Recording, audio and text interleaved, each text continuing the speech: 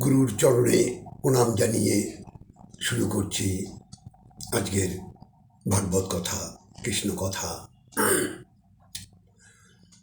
আমরা কৃষ্ণ নাম করি,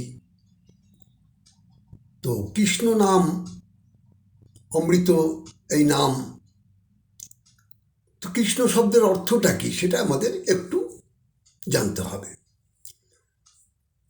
কৃষ ধাতু থেকে কৃষ ন, কৃষ ন অর্থাৎ নতে নির্বাণ, মানে প্রেম।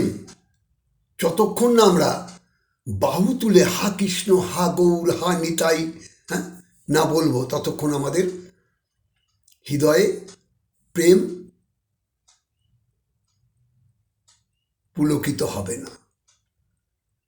আপনি এমনি কৃষ্ণ বলুন, রাম বলুন, আর বাহু তুলে দুবাহু তুলে যখনই আপনি হা কৃষ্ণ, হা গৌর, হা নিতাই, তখনই দেখবেন আপনার হৃদয়টা প্রেমে পুলকিত হয়ে যাবে।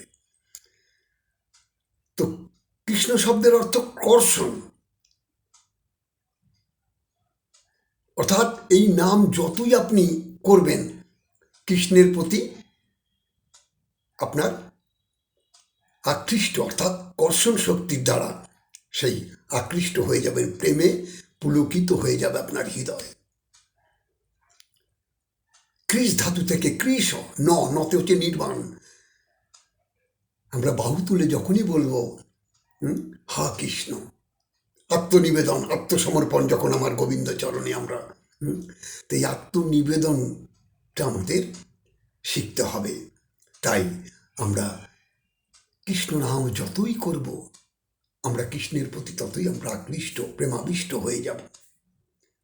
আপনি আজকে যতটা করবেন দেখবেন আস্তে আস্তে আস্তে আস্তে আস্তে আস্তে কৃষ্ণ নামে আপনার কর্ষণ শক্তিটা বেড়ে যাবে, আর কৃষ্ণের প্রতি আপনার আকৃষ্ট, প্রেমাবিষ্ট হয়ে যাবে মন।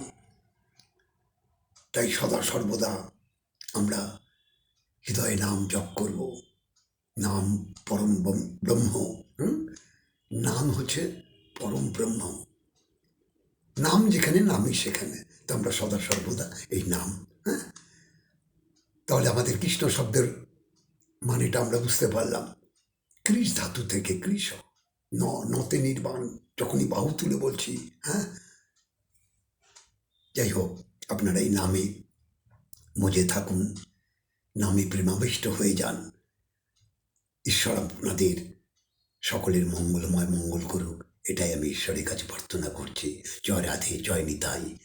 আজ এখানেই বিশ্রাম দিলাম। জয় রাধে।